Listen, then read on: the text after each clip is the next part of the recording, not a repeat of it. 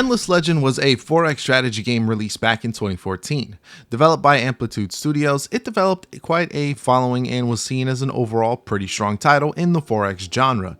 It was popular enough to add several DLCs that expanded upon the mechanics and added several new factions to play with. Just on the positive reception alone, I ended up purchasing it but never got the chance to sit down and play it myself. My ever-growing Steam backlog aside, Endless Legend 2 has finally arrived 11 years later in early access. While I will not do a direct comparison of 1 and 2 since I haven't played the original, I will be able to recommend it or not based on someone new to the series and with prior 4X experience. And before we continue, I did receive a free code from the publisher Hooded Horse. While I do appreciate the free code, it will not deter me from a fair and honest review. Sounds good? Let's begin. So when you start the game, you have a pretty simplistic menu asking you to either start the tutorial or begin with a new game. While I do have familiarity with many 4X titles, I am new to the series as mentioned before, so I will go with the tutorial. The tutorial as you play as the King of Sheridan, which is led by General Natalia Shurapenko. Surprisingly, this tutorial runs the full gamut and is basically a complete game, but in a micro scale with one other faction.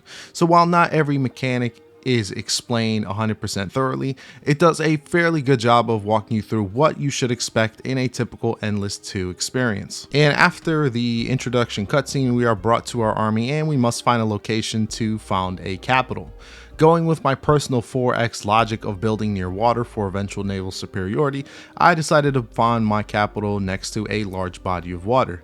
Little did I know though that there is a unique mechanic that actually reveals more of the map as you play.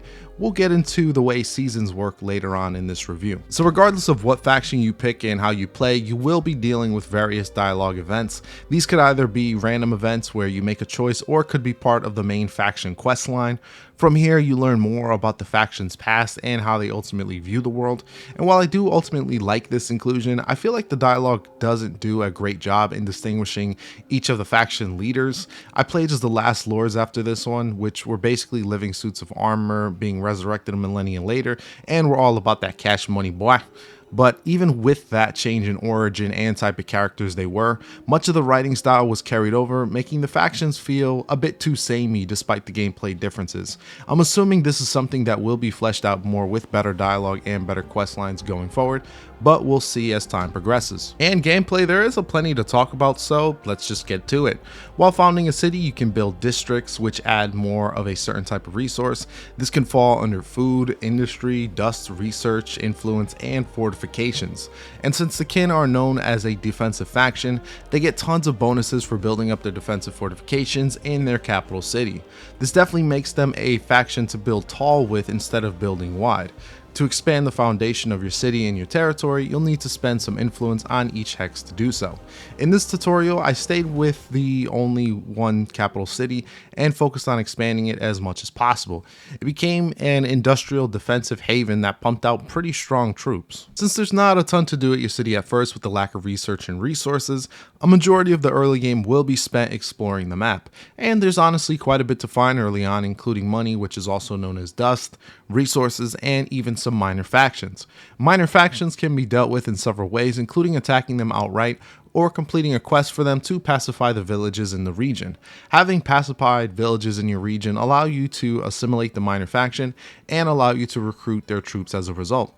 It's honestly a pretty interesting mechanic that allows for quite the diverse set of units in an army, especially if you have multiple minor factions under your assimilation. And you can't have a 4X game without a bit of combat thrown in.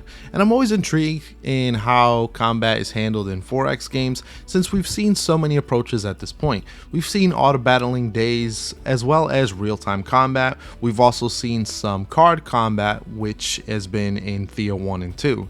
So Endless Legend 2 decides to go the turn-based route, which I was pretty intrigued about. And each army can have up to 4 units at first, but eventually can have 6 at a time after researching the 4th era research level. So once you reach there, you can have 6 units in an army. You can always have reinforcement armies, which is 1 additional army on your side or on the enemy side. So in battle, you can place your units and either auto resolve it or solve it manually. Since we are rocking with basic infantry here and a hero archer at first, there's only so much I can get done. Thankfully, we do get bonuses such as shielding, which acts as temporary health. The strategy early on was to use the trees for defensive bonuses and attack one enemy together. So the battles are pretty simple early on, but get a bit more complex once heroes participate and unlock their active skills. Depending on the hero and how they are built, these heroes can have some pretty powerful attacks, such as an AoE attack that does significant damage to multiple foes at once. For support characters, they can provide buffs for the other characters and even heal them mid-battle. These skills can only be used once per battle, so the timing of their use is definitely key. I personally like to create armies with just heroes to give a bit of an elite core vibe, with characters all having their own specialities. And while most battles will be against neutral enemies at first, there are also sieges to participate in. These battles can only be done once a breach has been created within the city. Honestly, these battles don't differentiate too much from normal battles, as they play virtually the same. I wish sieges had a bit more to them, like the ability to poison the garrison troops, or maybe even build temporary siege units to use alongside you as an attacker or defender. Knowing the updates that have already taken place, I got a strong feeling that sieges will be revamped. For the heroes themselves, these can be acquired once you advance through a new age or by hiring mercenaries. Depending on the hero you hire will determine what weapon they will be able to equip and what their skill tree will ultimately be. We have a decent range of characters, ranging from two-handed powerhouses to magic creatures to help support your armies. There's also the ability to select a friend for the hero and their companion. This will give them bonuses when fighting alongside them, which is pretty cool to see. You can even assign heroes to the console, which provides passive bonuses to you as long as they serve the console. Many of these bonuses are quite powerful, so definitely consider it when hiring a hero. And as with any 4X game, research is a huge part of it. Each technological group is separated out by eras. Once you research enough technologies from one era, you are able to research from the next era and are granted several bonuses. While the research system works well enough, this is where I started seeing some issues. A majority of the technologies are shared between each of the factions. Therefore, there's not many research items to help separate out each of the factions. I don't mind there being common research items amongst the different factions, but I would like to see more variation with this. Maybe at least 2 or 3 faction-specific technologies for each age or each era would go a long way in differentiating the factions. Now, I did mention seasons, and I should talk about it since it's one of the most unique mechanics going on for Endless Legend 2. After some time has passed, a monsoon season will occur. When this happens, neutral enemies will be far more aggressive, yet the battle spoils will be higher. More objects of interest will appear on the map for you to collect as well. After the monsoon season comes Daybreak, which is really what makes this title so unique. Once Daybreak arrives, the water level will lower, revealing more of the map to you. This can lead to more unique resources to harvest and more to discover. Since I built my first capital near the water, I was able to quickly access the new land with the lower tide. An enemy city separated by a body of water will now be much closer and easier to stage an assault against. Features like this is what really helps a 4X game feel more unique with each repeat playthrough. And speaking of enemies and other factions, you'll eventually come across them and can interact with them. If you've played any 4X game, many of the diplomatic options here are pretty common. Stuff like signing a non-aggression pact or opening borders is common in games like these and make an appearance here. In the tutorial, I ended up warring with the only other faction there, known as the Necrophage, as they declared war on me because that's just who they are. I actually completed the tutorial with a military victory, even though that was not my intention at all. In my Lost Lords campaign, I was quite peaceful and all the factions got along with very little warfare involved. I like seeing different game types as it helps to vary up each playthrough. When it comes to victory conditions, there are several to pursue. For the general ones, you can wipe out all other empires for a military victory. You can also pursue an allied victory if you proposed a shared treaty to another faction. A total score victory also exists, which takes several hundred turns to conclude. There's also 3 other victory types specifically related to the return of a god. There are 6 ways you can accomplish this goal, which allows for weaker factions to still compete for a victory condition.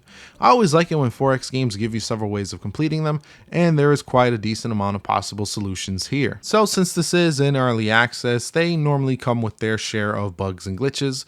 For me, I only experienced some odd graphical glitches, specifically in battle when one unit was killed with an AoE attack, but remained on the field regardless. It was registered as a kill, but the asset was still there for some reason. I've read others having more game-breaking issues with certain mechanics not working properly, but that is not something I ran into. Like with every modern game on PC, especially for early access, your mileage may vary. What I will give praise to Amplitude Studios for is the work that has been introduced so far in early access. They are constantly updating the game and keeping players in the loop on future changes. While Amplitude may not make the best design decisions according to the players, they often complete their games and support them for many years to come.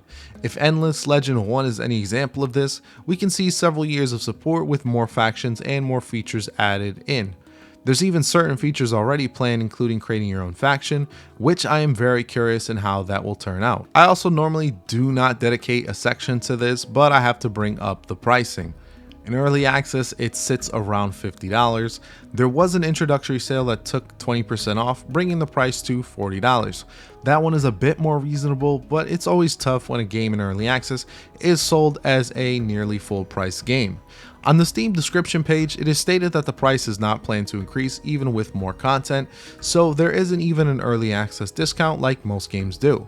Even with the price tag and being in early access, I've seen several reviews with over 60 hours of gameplay, so you can definitely get a lot out of it even at this point. Considering how many mechanics are in 4X games, I know I missed several things in this review. With that said, I'm ready to wrap it up, so let's go ahead.